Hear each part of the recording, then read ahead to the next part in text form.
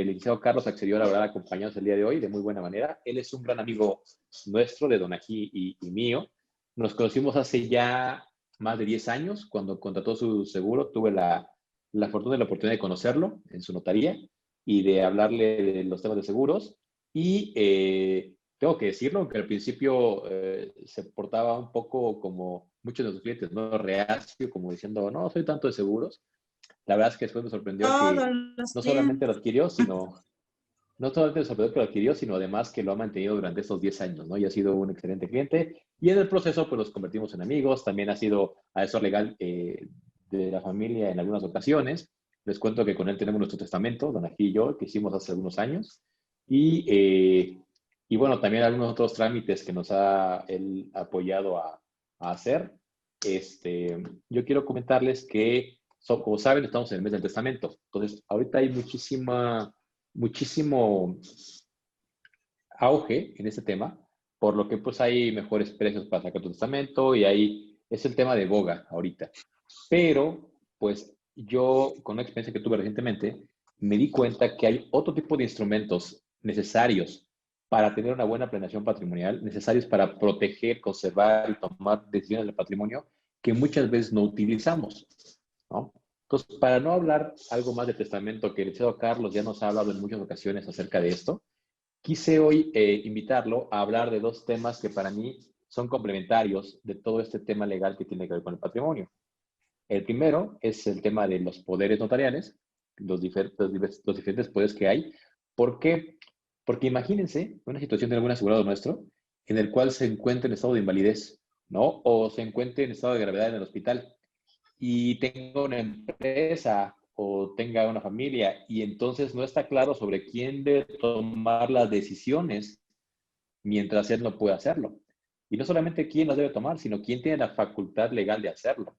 Entonces, yo con la situación que viví hace algunos meses, la verdad es que corrí a ver al licenciado Carlos para que me apoyara con unos poderes, para tener todo en regla por si alguna cosa inesperada llegara a pasar. Entonces, de ahí surgió también mi inquietud de decir, oye, pues es que este tipo de instrumentos todos deberíamos tenerlos, ¿no? O todos los empresarios o muchos clientes nuestros.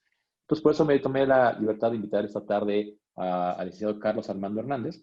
Él es notario público de la Notaría 33, ubicada en Jicotencatl, en el edificio Marina, que me parece que se llama. Ahorita nos va a dar más detalles de su domicilio, pero quisiera que lo recibiéramos con un pues, aplauso virtual, ¿no? A nuestro invitado del día de hoy, al licenciado Carlos Armando Hernández, por favor. Si pueden tener su cámara, licenciado, por favor. Muchas gracias, Daniel. ¿Qué tal todos? Muy buenas tardes. Gracias por la invitación. Daniel, Donna, es un gusto nuevamente estar con ustedes. Hubiera sido extraordinario poder tener una reunión presencial como ya habíamos tenido en alguna ocasión, pero bueno, pues yo creo que nos estamos habituando a tener ya unas nuevas con estas modalidades, ¿no? Pues, correcto. Efectivamente, hoy me piden que abordemos un tema también muy interesante, que es el tema de los poderes. Yo creo que para empezar me gustaría hablar de algunos conceptos que están muy asociados en esta materia y serían tres elementos. El primero sería el contrato de mandato, la figura del poder y la figura de la representación. Si nosotros vemos algunos documentos legales, a veces escuchamos la palabra mandato, mandatario, mandante. Las leyes, la legislación civil, los códigos civiles, lo que regulan es un contrato que se llama mandato. Y este es un contrato en virtud del cual una persona llamada mandatario realiza por cuenta de otro los actos jurídicos que éste le encarga. ¿Sí? Entonces, la figura principal como contrato se llama mandato. Quien otorga el mandato se llama mandante y quien recibe el mandato se llama mandatario. El mandatario entonces va a hacer o va a realizar los actos que el mandante le encarga. Son actos jurídicos y va a realizarlos por cuenta del mandante. ¿Sí? Ahora, en términos legales, cuando hay un contrato, tiene que haber un acuerdo de voluntades. Alguien que propone y alguien que acepta. Por ejemplo, en una compra-venta hay un acuerdo de dos voluntades, un comprador y un vendedor. En un contrato de arrendamiento, ahí está el acuerdo de voluntades entre un arrendatario y un arrendador. En el contrato de mandato, pues existían las voluntades del mandante y el mandatario. Y a pesar de que la ley lo que regula es este contrato de mandato, pues es muy raro ver físicamente un contrato de mandato. Verlo materialmente, un papel que diga contrato de mandato, es algo raro. Y es que la ley establece que para que exista el contrato tiene que haber un acuerdo de voluntades, alguien que ofrece y alguien que acepta. Y la manera de aceptar, la manera de conformar la voluntad, la manera de manifestar la voluntad puede ser de modos distintos. Lo que normalmente vemos en un contrato es la firma de ambas partes. Ahí está el acuerdo plasmado en una firma. Pero curiosamente, la mayor parte de los contratos que hacemos, todo el tiempo estamos haciendo contratos, muchos contratos verbales, y no necesariamente están soportados con un escrito. Entonces, por ejemplo, desde el hecho de que a veces hacemos un encargo a alguien que compre algo, ahí hay un contrato. Cuando vamos, incluso vamos a poner el caso de que vamos a una farmacia, ¿no? Y ahí realizamos pequeños contratos de compra-venta. Y fíjense que al momento de manifestar la voluntad, hay veces que incluso hay algunos productos que nos da vergüenza pedir en la farmacia, ¿no? Dependiendo del tipo de malestar o necesidades que tengamos. Pues hay veces que nos da pena pedir el producto y básicamente nos acercamos al mostrador y señalamos con el dedito, ¿no?, lo que queremos. Y si la intendente, bueno, la persona que está a cargo de dar los productos, entiende, pues con mucha discreción nos va a decir que sí, el precio, se lleva a cabo todo un contrato de compra-venta respecto de un producto, pónganle el nombre que quieran, y salimos de la farmacia y ya llevamos un contrato de compra-venta. Ahí lo que se dio a través de una serie de actos fue una manifestación tácita de la voluntad. Es más, por ejemplo, agarramos un paquete de cigarros, ponemos el dinero en el mostrador, nos devuelven el cambio y a veces pues ni las gracias damos, pero ya hay un contrato de compra-venta y una voluntad tácita. Pues bien, en el contrato de mandato se establece que también la voluntad puede otorgarse de una manera tácita. Y aquí empieza a surgir la figura del poder. El poder es un acto unilateral, es decir, no requiere la firma de las dos partes. Solamente la persona que otorga el poder, a quien vamos a llamar poder dante, comparece a otorgar el instrumento del poder. Ahí está la oferta, ¿sí? Y la persona que es designada para que ejerza los actos por cuenta del poder dante se llama apoderado. Entonces, si por ejemplo nosotros recibimos un poder, pues nos convertimos en apoderados. Y si nosotros ponemos en nuestro cajón ese poder, pues somos apoderados, pero en realidad no está pasando nada. En el momento en que nosotros sacamos de nuestro escritorio ese poder y lo hacemos efectivo, en ese momento se va a configurar la figura del contrato de mandato. Vamos a poner un ejemplo. Yo otorgo un poder a alguien para que ese alguien compre una casa a mi nombre. Entonces, cuando yo acudo ante el notario, la persona otorgó un poder, yo otorgo un poder que es un acto unilateral, yo firmo solo el poder y se lo entrego a mi apoderado. Ahí es un acto perfectamente válido. Todavía no surte efectos ante nadie, pero ya es un acto válido. En el momento en que el apoderado va y ejerce el poder, ahí se configura la figura del mandato.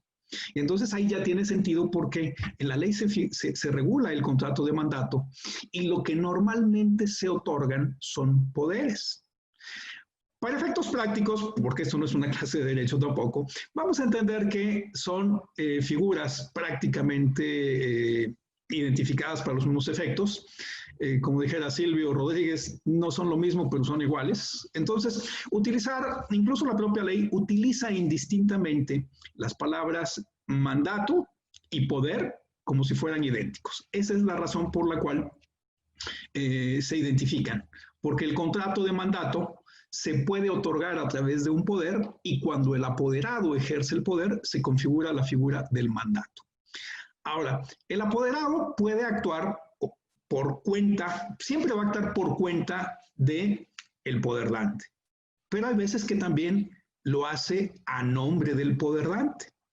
Cuando el apoderado hace los actos o realiza los actos a nombre del poderdante, ahí se está configurando la representación. Entonces, cuando alguien acude a realizar un acto jurídico a nombre de otra persona, ahí estamos hablando de representación. Y por eso también vamos a escuchar o vamos a ver en muchos formatos de cualquier contrato, al calce, que digan, sobre todo en empresas, representante. Si nosotros entonces ya entendemos que el mandato y el poder son figuras muy similares y que a través de estas figuras puede darse la representación, surge la figura del representante. Entonces ya tenemos mandato, poder y representación.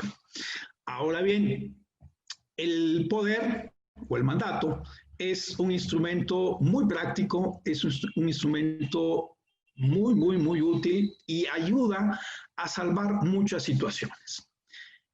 Por ejemplo, si yo necesito llevar a cabo un acto en un lugar al cual no puedo acudir, pues puedo hacerlo a través del otorgamiento de un poder. Y ojo, en la actualidad deberíamos de estar haciendo en las notarías muchos poderes y por alguna razón, pues no creo que no hemos difundido lo suficiente la figura del poder.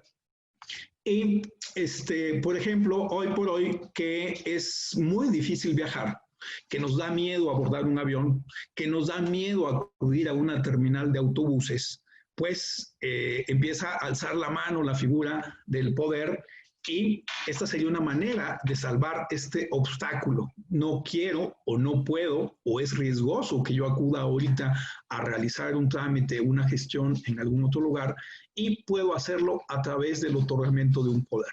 Desde aquí yo otorgo un poder, lo envío por mensajería, pues bueno, por el medio que sea, lo recibe mi apoderado y el apoderado realiza los actos que yo le encargo. Entonces, con el poder ya estamos salvando un primer obstáculo de distancia, no poder acudir a algún lugar.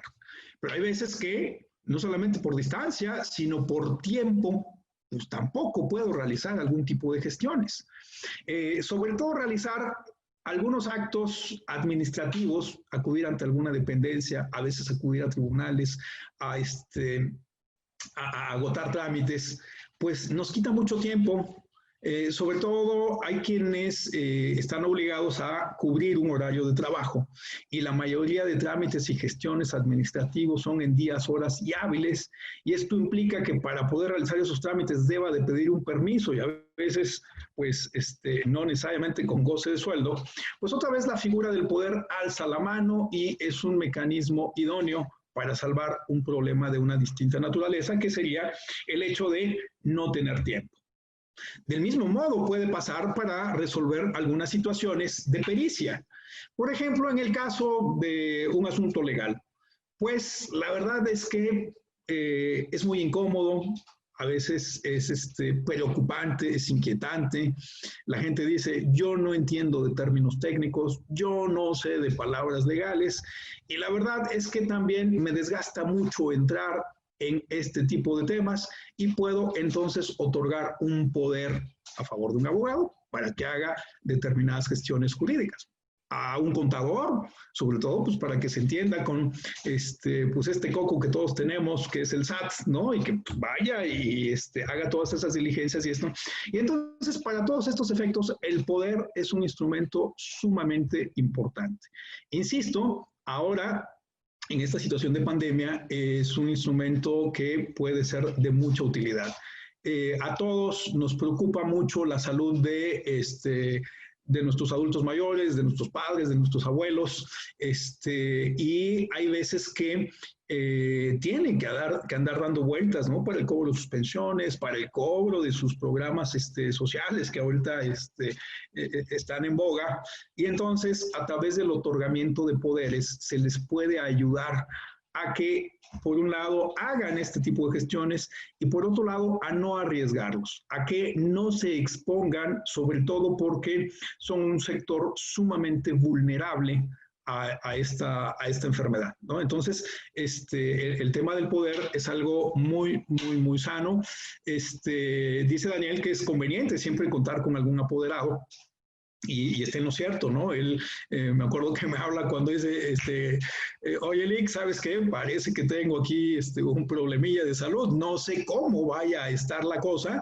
Se sentía bastante bien, se veía bien, pero decía, ¿qué tal si de algún momento a otro, pues se me complica la situación de salud y esto me impida llevar a cabo algún tipo de las actividades que cotidianamente realizo? Y entonces, pues, a través del otorgamiento de un poder, pues él se sintió ya bastante tranquilo, sabiendo que ante la imposibilidad de que él realizara algunos actos de manera personal, contaba con alguien que pudiera hacer este tipo de trámites, gestiones en su representación. Ahora, los poderes son sacos a la medida. Pues va a depender de para qué necesites un poder y en ese sentido se otorgará el poder con los siguientes elementos.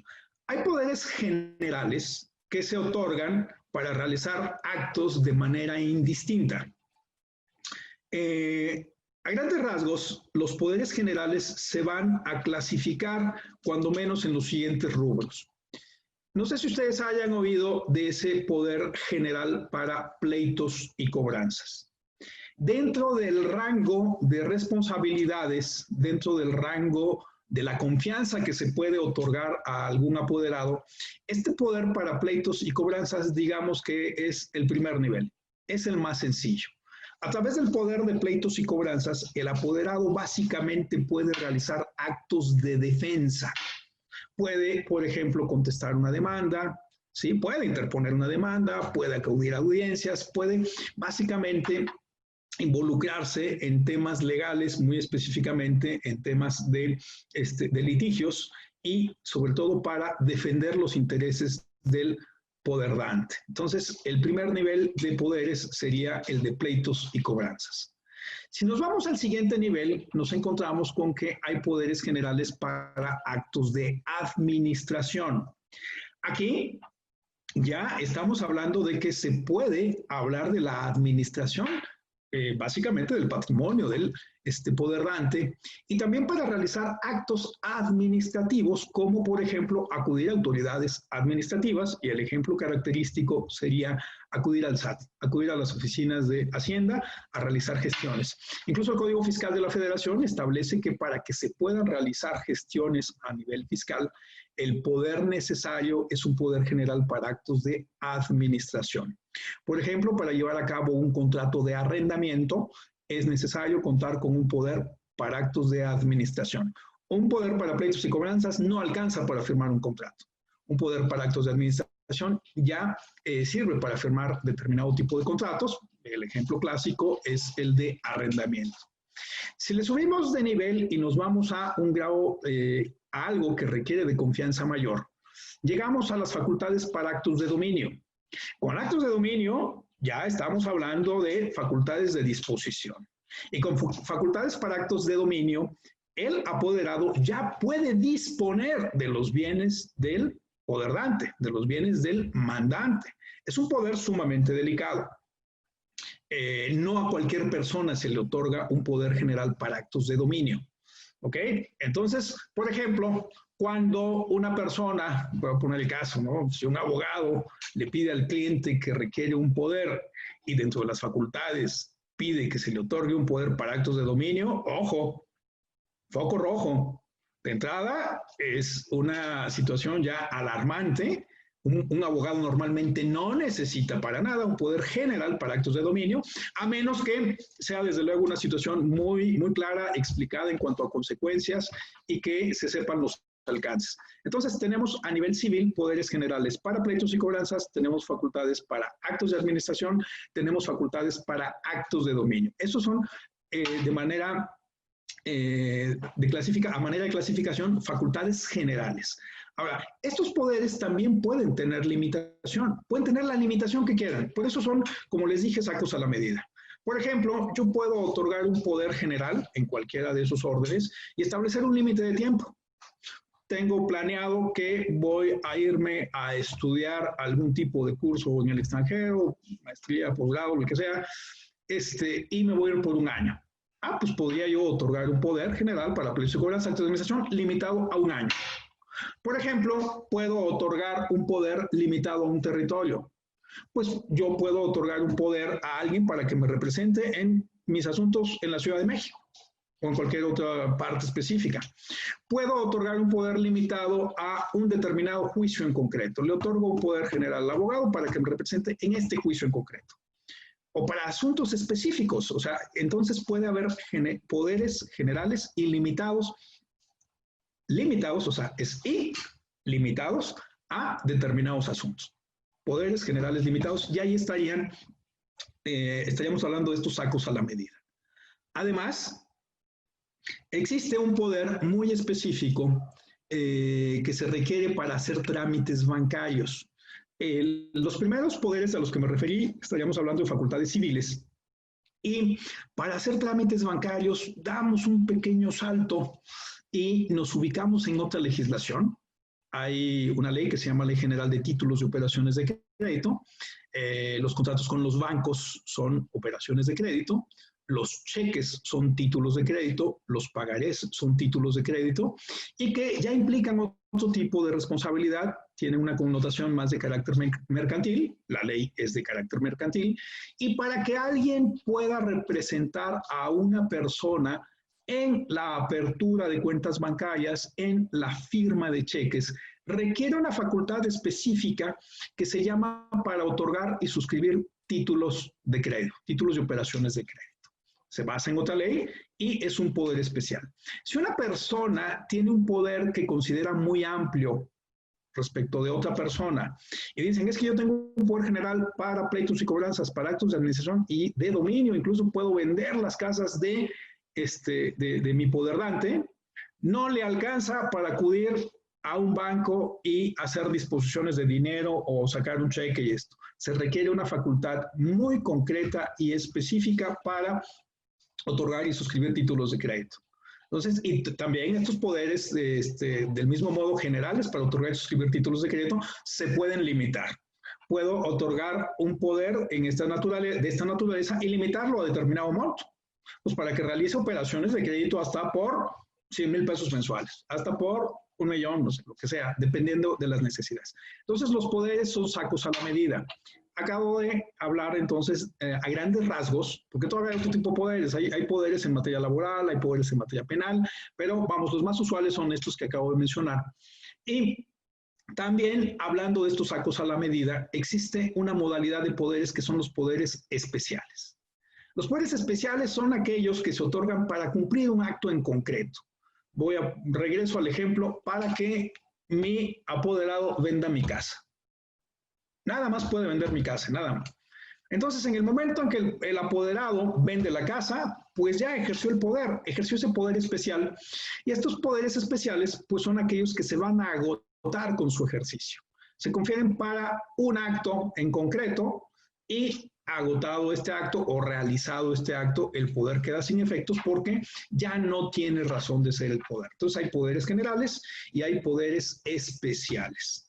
La naturaleza de los poderes es que son revocables. Como comentaba, se otorgan de una manera unilateral. El poder dante acude a otorgar el poder y del mismo modo tiene la posibilidad de acudir en cualquier momento a quitar el poder. Puede revocar el poder en cualquier momento. Esa es la naturaleza de los poderes, que se pueden quitar en cualquier momento. Entonces, tienen la naturaleza de revocables. Existe en la ley la posibilidad de que se otorguen algún tipo de poderes con la característica de ser irrevocables. Y desde luego, sí, esto implica que para que un poder se otorgue con la característica de irrevocable, pues de inmediato nos da la idea de que hay un compromiso muy fuerte atrás de este poder. O sea, es tan fuerte que ya no te lo puedo quitar. Este poder era muy común y a lo mejor en algún lado todavía habrá valientes que lo usen. Era muy común cuando una persona, por ejemplo, adquiría un bien inmueble y no tenía dinero para escriturar. Y entonces decía, bueno, le decía a su vendedor, mira, ahorita no puedo escriturar, pero hazme un poder irrevocable para que yo en cualquier momento lo utilice y pueda disponer del bien. Entonces, la mayor parte de estos poderes irrevocables traían atrás normalmente un contrato o un acto traslativo de la propiedad de un inmueble en la que no se habían pagado impuestos. Entonces casi veíamos poder irrevocable y en automático adivinábamos que había ya por ahí algún tipo de compraventa en la que no se habían pagado impuestos.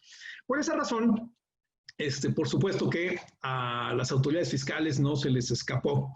Y cuando surge la ley que comúnmente conocemos como ley antilavado de dinero, estableció que cuando se otorgue un poder de naturaleza irrevocable por parte de un notario, se considera una actividad vulnerable, es decir, atrás de ese poder irrevocable puede haber actos traslativos de propiedad en donde se omitió el pago de impuestos y por lo tanto la ley estableció como obligación para los notarios que cuando se otorgue un poder irrevocable se dé un aviso especial a Hacienda.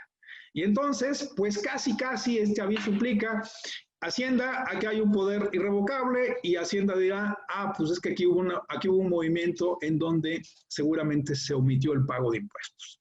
Por esa razón, aunque sigue vigente la disposición que establece la posibilidad de otorgar poderes irrevocables, pues prácticamente están en desuso, a menos que de verdad exista pues mucha seguridad en relación a las operaciones que se hicieron y que al final de cuentas pues no tienen mayor riesgo fiscal, entonces pues se harán los poderes irrevocables. Entonces la naturaleza es que son revocables muy excepcionalmente, cada vez más excepcionalmente, hay poderes irrevocables. ¿Ok? Entonces, ya tenemos aquí el panorama general de los poderes. Ya vimos su clasificación, ya vimos su uso práctico, vemos que se pueden otorgar de manera unilateral y se pueden quitar en cualquier momento. Ahora, el hecho de que alguien sea apoderado implica que está realizando actos por cuenta de alguien y de una manera natural pues tiene la obligación de rendir cuentas. Entonces, lo normal es que el apoderado, una vez realizados los actos jurídicos que se le encomiendan, tiene la obligación de rendir cuentas. Por lo tanto, también quien otorga un poder está facultado para exigir la rendición de cuentas del apoderado. Ahora, vuelvo mucho al punto de que los poderes son sacos a la medida. Se utiliza prácticamente en todas las notarías, en todo el país, formatos estándar que establecen estos poderes generales, pendientes y cobranzas, sanitización, dominio, títulos de crédito, limitaciones muy vagas, pero habría que escuchar los requerimientos específicos de cada persona y desde el otorgamiento del poder se pueden poner candados muy específicos. Puedes vender, pero el producto a la venta se depositará en tal cuenta. Y el apoderado no puede llevarse el dinero a su casa ni puede depositarlo en su cuenta. Por eso es muy importante que aunque parezca que es un acto muy sencillo, también al momento de su otorgamiento vale la pena tener una entrevista para saber las necesidades específicas de por qué se otorga un poder, para qué se necesita y desde luego nosotros podemos precisarles la naturaleza del poder que requieren, y sugerirles en su caso las limitaciones, los candados que amerite y